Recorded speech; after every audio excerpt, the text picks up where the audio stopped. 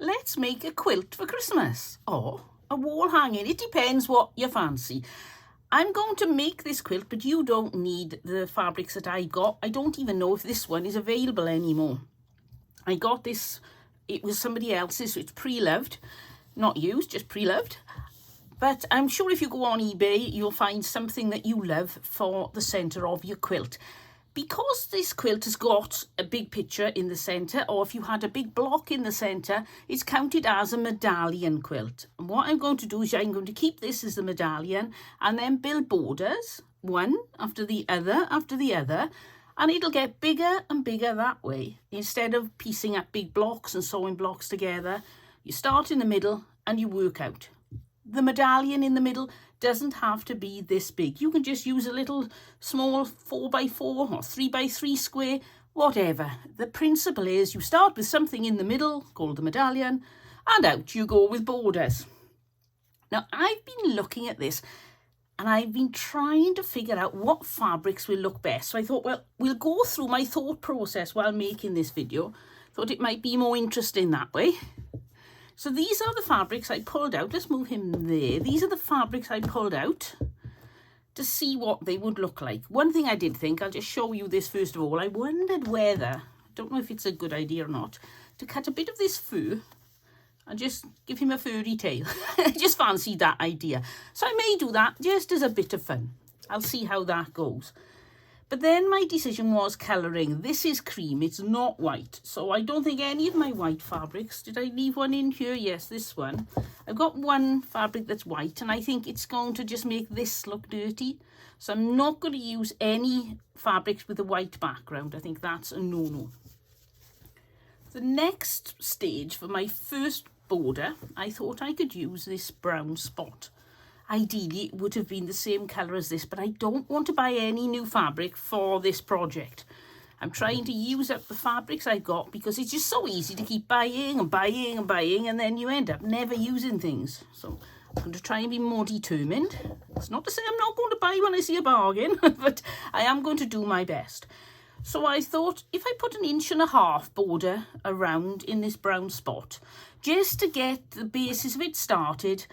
I'm not one for thinking about it, planning it out on paper and doing it. I am a process person. You work along through the process and see how it goes. So I think edging this is my first stop. So let's cut this fabric into 1.5 inch strips. So here we've got 4 1.5 inch strips. You can just lay them on and sew them, or another thing you can do is measure your centre width this way and your centre width this way to decide how long you need these pieces to be. I don't find that's really very important at this early stage. It's different as we get further out because with so many seams, there'll be a lot more adjustment happening. But for this first piece, I'm going to put these on and I'm not going to mitre them. You can mitre your corners, but I'm just going to do, I suppose it's like a courthouse steps type blocky thing. I'm just going to go to there and then I'll be coming across to there. So let's get started on the sewing. And one thing I've noticed before I get started on the sewing, I bought this lovely new mat when I decided I was going to do sewing, and my craft one was terrible, covered in paint and scratched. And then I started to plan this morning and look, I've got blue paint everywhere. Or so I thought, but I haven't used any paint. So I thought, aha, is it my pens that I use to mark my quilts? And then you iron them off with heat. So I put a piece of paper down. I tried ironing them. That made it really bad. I ended up with a mountain in my cutting mat. So then I had to put something on there and put 2 weights on. It's flattened out now. So I can feel there's a slight bump, but nothing much. And then I went out to my other cutting mat and realised where that has been cut to death over the years. This blue is underneath the top layer. So my top layer already is wearing off. So I'm very disappointed with this. It's an anisole mat and I really thought it would last me a long while. Then I did think one of my problems is I use the beast to sew. And I'll pull the beast out.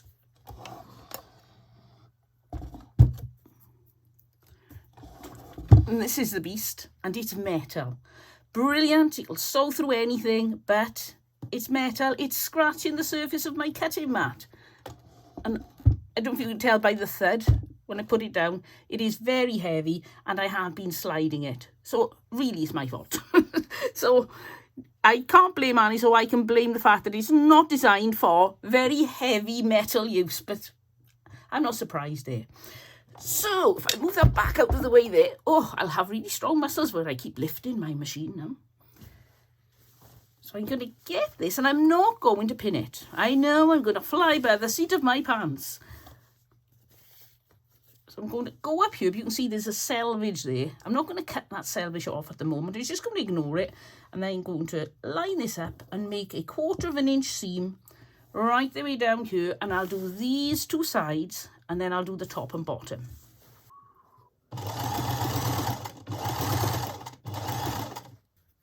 I've sewn the two edges on now, so you need to finger press if you're doing this. Fold the fabric over to the dark side. Just give it a little bit of a push, a little bit of pressure, so that it's lying nice and flat. And now the next thing to do, when you've done that on all 4 corners, is to trim along. If I just get this little cutter here, making this nice and sure it's nice and square, chop off your ends there. Then you've got some nice little scraps if you want to be doing a scrappy blanket later on. So now I've got a lovely straight edge to sew onto. I get my next piece of fabric. Starting here. And again, I'm just going a little bit further over the edge than I need to. This has 2 advantages. One, it means that you can trim it off nice and square instead of hoping it's going to be square. And 2, you don't need to do a leader where you put a little piece of scrap fabric underneath your needle in case it scrunches up, because this little extra flap works as a leader. So now we're going to do exactly the same thing with the top and bottom.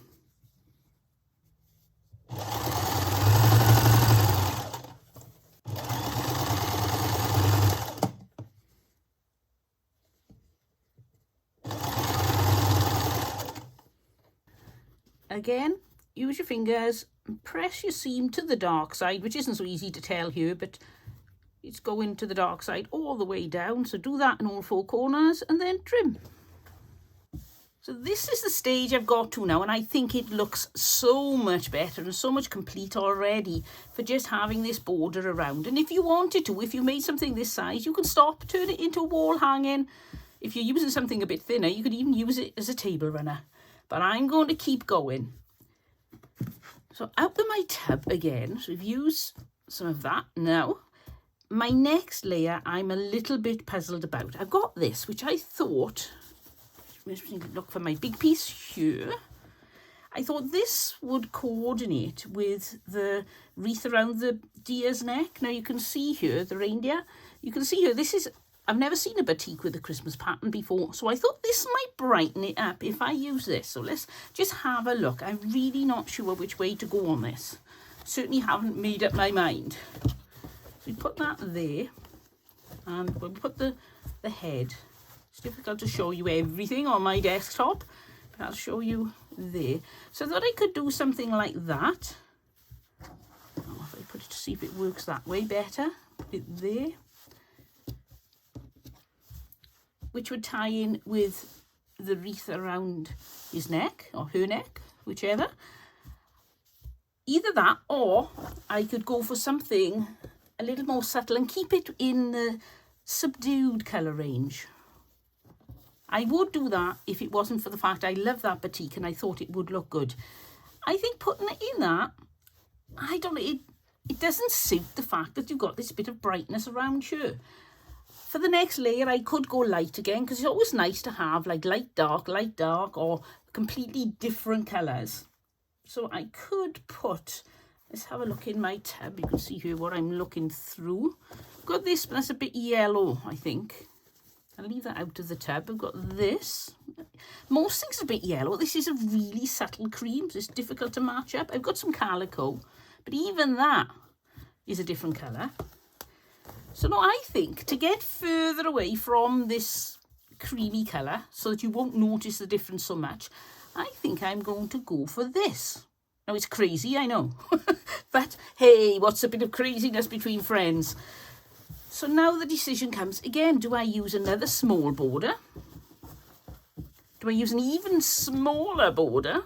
Just do like that sort of thing, almost as small as a flange. Which always reminds me of the word blancmange.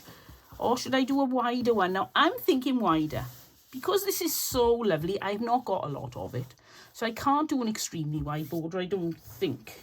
I may be able to. So I'm thinking, let's have a look. What's 3 inches? If we look on my table here, 1, 2, 3. The wrong way really, isn't it? Put it there.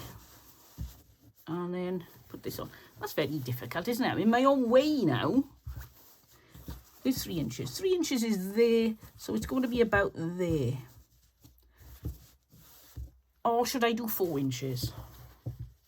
So open that up. Let's have a look at a 4-inch one. So I'll go from here down, from 2 to a -2, which is about there to there. This isn't very accurate. 4 inches. I don't think I should go above 4 inches. I think 4 inches would be a nice size. I'm going to go for 4 inches. Now, if I'm going to do a 4-inch border, a little bit of maths, don't panic, don't run away screaming, it's really easy. I want to do a 4-inch border.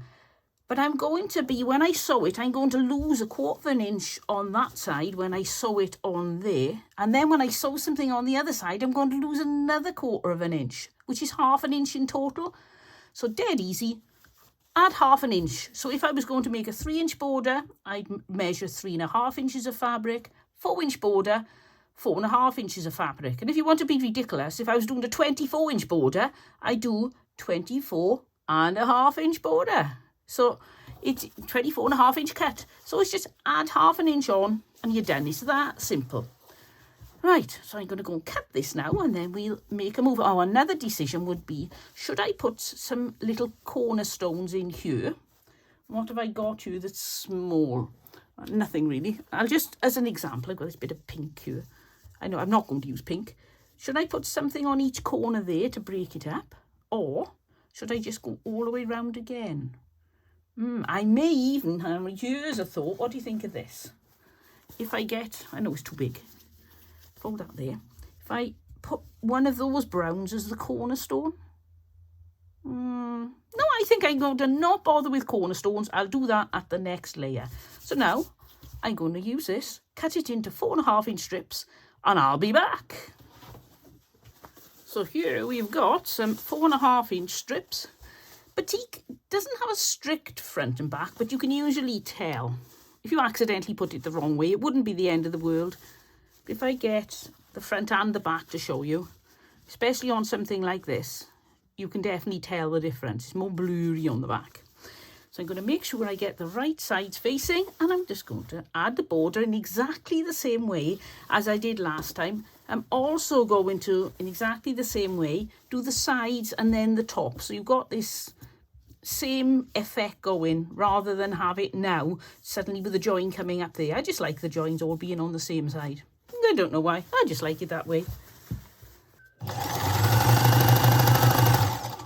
A few days have passed since I last filmed.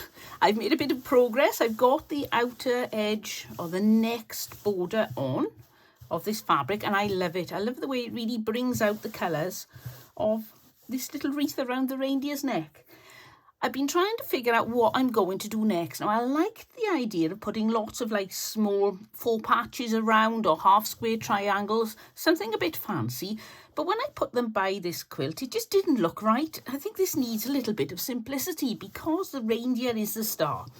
So I've been thinking, I know it's a dangerous thing when I think, and I am going to go for this border here, which I've cut it 1.5 inches, and then to the outside of that, to bring out the cream here, I'm going to add, along the top is going to be, I think, this one slightly shorter than the other. So this one, I think, is going to do top and bottom there. And then I've got another one somewhere. I've got yards and yards of bits of fabric around here. Because I've got more of this one, it's going on the sides. Then my next plan is, after that, I've got this sheeting, which I'm going to use as the backing for the quilt, but then I'm going to bring it around. You've probably seen me do this before. I'm going to leave it much bigger than I need it. And then after I quilt it, I'll take the edge, fold over, and that can be the edging on the quilt. I was going to put more brown spots, but I think it needed something a little bit different. So that's going to be going on the end, but not of this. It'll be on the end of, here we go, this bit here. So I think it'll look lovely against that. It's going to really bring out the lightness and the happiness of this quilt. So it's time to get sewing on borders. As you can see, I've got yards and yards of this. Whoops. See what I mean about all these fabrics I've got? Yards and yards of brown. This 1.5 inches. So I'm going to make a start. First of all, I'm going across the top and bottom, and then the sides. So now it's time to trim off these edge bits and add the next layer with my light colours. This is now all finished other than making the quilt sandwich, doing some quilting and putting the borders on. So I thought I'd show you how I make my quilt sandwich. This is my dining table. I put the backing down on the table. Then I put my wadding down. This is a 2-inch wadding. And then I put my quilt top on the top, and now you can see a much better view of how this quilt is looking. I think this light here has really opened up the quilt. If I put a dark colour here, I think it would have been quite oppressive a frame. Whereas now I think that is going to look lovely. See if I can show you both ends at the same time. I can't get far enough away. So next thing to do is to put some tacking stitches or basting stitches right through this. If you'd rather, you can use pins or you can use some spray glue. I've never tried the spray glue, but apparently people swear by it, so I may try that one day. And some people are even using glue sticks. So that I'm definitely going to try one day. Right, I better get my needle and thread out and start some basting. Okay, so I seem to have some continuity issues here. So I'll just leave these photos here while I talk you through my process. You can see here the blue markings that I've made with my pen that I can iron off afterwards, just so that I keep my line straight. And there you can see the beginnings of my quilting. I'm trying to get very small, very even stitches. It doesn't always work out because I really haven't had the practice. You need to put lots and lots of practice in before you become a good quilter. But I do enjoy hand quilting. And now you can see on this picture some of the shapes starting to take place and starting to come through where the quilting stitches are holding the fabric together and squashing the batting just a little bit, and it gives it that three-dimensional look. This quilting took forever. I really wasn't expecting it to take that long. It was especially difficult over the batik because the batik was so closely woven. I couldn't get the needle through, so that was a really slow process. One day I took my quilting for a ride in the car because my husband and daughter were going down the big pit in Blaenavon in Wales to go have a look around. It's a big coal mine. It doesn't work anymore. It's more of a museum now. While I was in the car park waiting, because there was no way I was going down the mine shaft, I got out my quilting. Behind me there you can see the headgear, and those at the top, I don't know if you can tell, wheels, and they spin as the big cables pass through them, lowering the cage, as they call it. It's like the lift, right to the bottom, and then picking it back up again to bring them back up from underground. I much preferred sitting and quilting. For me, being a chicken, that was the best way to spend the afternoon. Well, I finally finished the quilting. This has taken me much longer than I thought it would, but it's finally done. So you can see the pattern on this side with a bit of quilting, but you can't see the quilting here. If I turn this over, oops, I'm getting cotton stuck in my pins. I got my pin cushion there. You can see in a bit more detail just how much quilting is on here. This is what took the, well, it didn't, this was the part with the most quilting, but what took the longest was this bit here. And I'll explain why. I only put a few stars. I was going to do a much more intense pattern, but batik is notoriously difficult to sew through. It's got a very close thread count, so all the threads are so tight together, and quilting this was a nightmare. I could only do 2-3 stars at the most, and I had to stop because my hands were sore. But I finally got there, and I have decided I was going to put a little bit of quilting out here, but I don't think I will, and you'll see why in a minute. Before then, I want to show you, I marked these with my pens that come off when you iron them. I've given this a quick run over, but I don't know if you can see the blue there. And my iron's nice and hot. These are just bits I missed. It's amazing how much you miss when you have a second look. I think I missed some by his horns there. Or her horns, I'm not sure if it's a girl or a boy. Do the horns or antlers make any difference? Does anybody know how you define a boy or a girl one other than asking them their name? We've got some more blue here. And you can see how easy it is to get rid of. What I did find, which I am going to bear in mind for the future, is on the batik bits, I found that I couldn't see anything other than the black pen. So I used the black. Let me show you.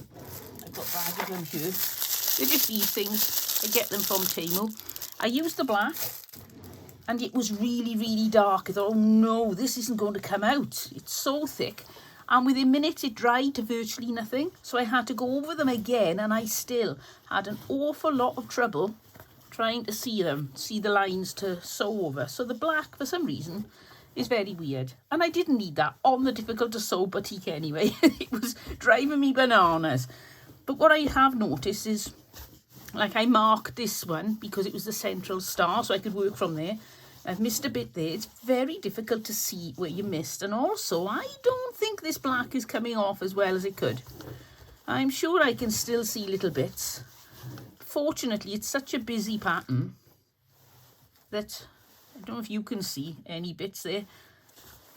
See, that's where you tend to leave the bits, is down in the ditch where you've sewn, in the dent that you form. So I have decided I am never using the black ones again because I don't trust them. Maybe it's just on batik and it's because the stitch count is so close, could be something like that. But I've never had any problem with not being able to get the colour out with the red, the blue or the white. But this, there's a tiny bit, I'm sure there's a tiny bit there. And I don't really want to wash until I'm sure I've got everything out that I can, because I don't want to set the colour in even more than it's already set in. Because the reason why I've got so many lines on here that are not in the stars is because I put them on and then my measurements were all off, and I didn't have enough space to put a complete star, and if I didn't put one in, then it just left too big a gap. I'm not sure if these are marks on the batik or whether it's my old stars that I half ironed off and then carried on, replacing them with stars in the right place. So I think I'm pretty much finished on there now. Can anybody see any blue bits that I've missed? Shout now. A little bit there. I think this is the most frustrating part with these pens, is that you don't realise until after your iron's cooled down, oh no, there's another bit. But if you don't deal with it straight away, you'll forget where that other bit was. I suppose you could put a nail in. A pin. You could knock a nail in if you wanted to, but I don't think it'd do your quilt any good. But you could put a little pin in, so when you open it back up, when your iron's nice and hot and you've checked it all, you can think, aha, there are all the bits I need to iron over. And they're tiny, minuscule bits. There's a little bit there. Tiny, tiny bit. That's really frustrating. Oh, I can see more. This just keeps going on and on. I'm going to stop now. Pop my iron down, turn it off. Being very careful not to overstretch myself, because you may have seen my video, my whole video. I thought I'd move my pins. These are my pins in this little pin holder I made. And it was too far away for me to reach. And I thought, oh, I'll get there. Just another inch more. And as I did, my chair fell on camera. It was very embarrassing. Right, so I took my mini ironing board away. So now I need to bind this. Normally what I would do is cut the wad in there and then just fold and fold. But I decided, I don't know why, just a whim, complete whim, I wanted a fat binding. Something with a bit of depth on it. So I've cut the binding to here. Now you can, when you've finished your quilting, cut right to the edge here and put a completely different binding on. But I thought, I think I'll use this one. I quite like the colour on it. And then I may or may not do one line of quilting along there and hope it doesn't pucker too badly. Always best to get all your quilting done. Let's move that there. Always best to get all your quilting done before you bind, because otherwise you can get things all crumpling up in a very nasty way. So now I'm going to get to the middle of one edge. Fold the edge of my backing to the edge of my quilt front, and then fold it again and pop a pin in. It's always better to start in the middle and work out from either side, because you could end up with a bulge, and we don't want a quilt with a bulge. So you just got to do it again. Fold the edge of the backing to the edge of the quilt, pop in a pin. Now I find when you're going along, you don't have to pin as closely as you would imagine, because if you just put a little bit of pressure on there, it falls into place. But the ideal, especially if you're a beginner, is to pop another pin in there too. Don't leave too much of a space. Then you've just got to do this right the way along all four sides. But you've also got to deal with the corners. And I'll show you how to do that. When you get to the corner, come right to the end. Just going to show you quickly on this corner, and then fold and fold. These are very big headed pins. Move down to there.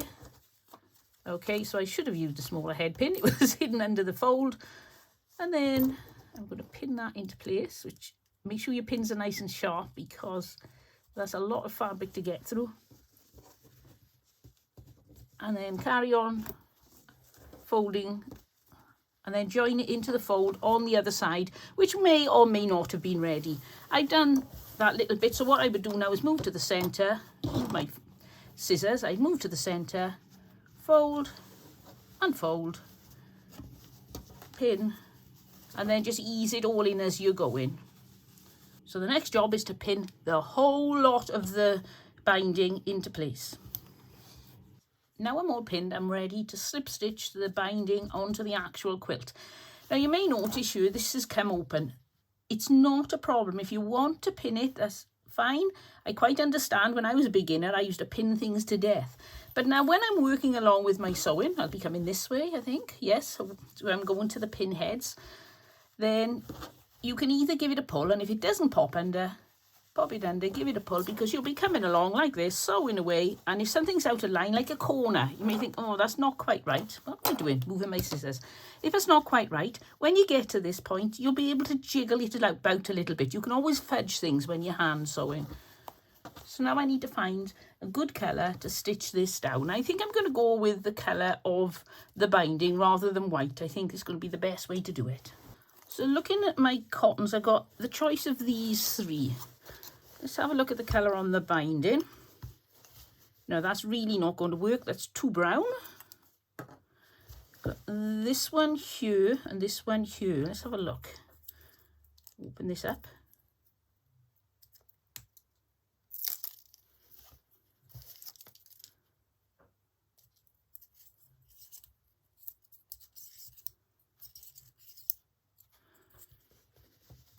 So that is going to be that colour, which looks quite red against there. I don't think that's going to work. Let's have a look at this colour. Oh, I think that's better. And I always like to go with slightly darker rather than slightly lighter to go with the fabric, because when you sew, it makes a little dent. The shadow comes in there, so it hides better if it's a darker colour. So I'm going to do a strength test on this first. Oh, that's pretty tough. I took a lot of pulling, so I'll use that. Always check with your older threads, because they do age. And you don't want to do all that work, put it in the washing machine, and it all falls apart. I always use my easy thread needles. Oh, dear. It's very dusty in my studio this morning. I've been sorting out some bits and pieces of fabric. It always makes me sneeze. Oh, if you're wondering, this is ground cinnamon. It's up to you what length of cotton you use. Some people say only take the length from your elbow to your hand.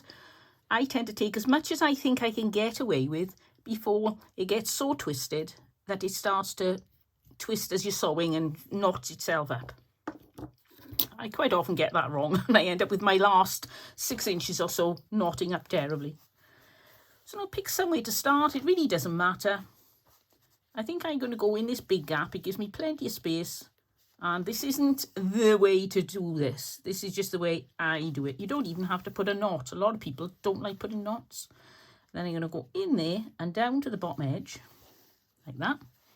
After I've done a little back stitch to fix it in place. And now, I'm just going to come along, just turn it the right way. I pick up a little bit of the quilt top just underneath the edge of the binding and come up, pull it through, and then that is it. That is the stitch you have to do right the way around. Be careful. You can go through to the back if you want to. Some people sew this with a machine. It's just not my preference. Funnily enough, when I first got the Beast, I was really excited about, I call it the Beast. It's my Frister Rossmann 904. It's a vintage machine and it'll sew through anything. So I thought, I can really get to grips now with machine sewing more than ever, because my newer Singer was very weak. Just to show, I put a little back stitch every couple of stitches. So if the thread ever does break, then it's not a problem. It'll only go a little distance and then it's less to repair. So I decided I was going to really embrace machine quilting. But what I found is the more I machine quilt, the more I love hand quilting.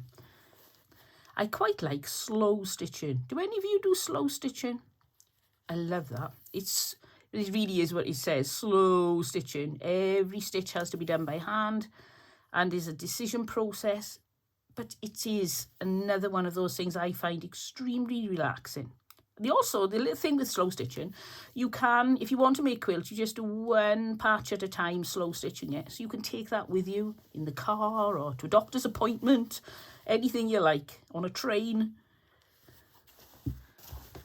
Well, that was a marathon. I was going to make this quilt much bigger and decided to go on quite a small quilt. It's more of a lap quilt. It would be ideal as a wall hanging, but I decided that it was going to take so long to hand quilt. I didn't want to have this actually having the video ready by February or March next year, and it was looking that way.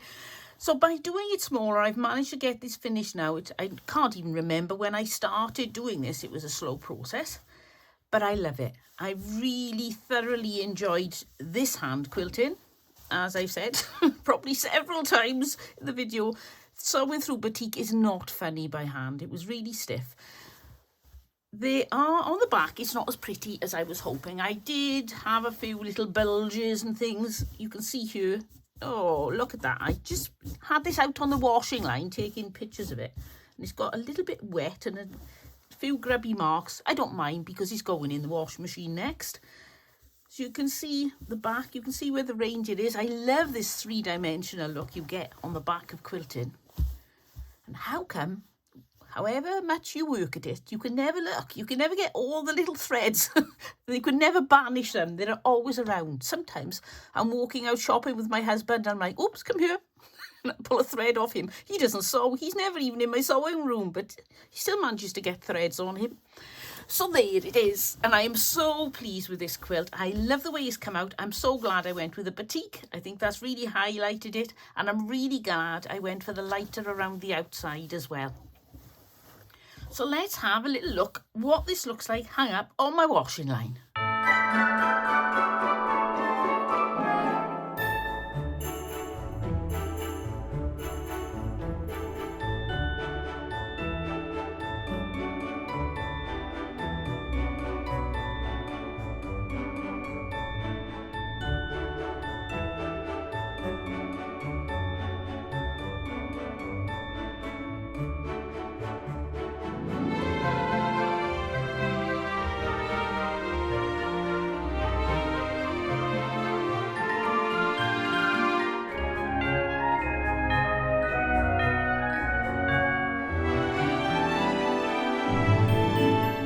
I hope you enjoyed watching. I hope I've inspired you to try making a quilt. It really is that easy. Just get yourself something to go in the centre. I'd recommend you pop on eBay, have a look. There are so many little central pieces of fabric you can use as a central medallion at the moment on eBay. And they're not that expensive. They're quite cheap, including postage, because they fit in an envelope generally, an envelope, depending on how you say it. And if you haven't got that, you can make yourself just a pretty patch, a block to go in the middle, and then you don't have to worry about any other block. Just make the one and then build around it. So thank you ever so much for watching, and I will be back with more videos next week. And I'll see you all next time. But until then, don't forget, happy quilting and have fun. Bye.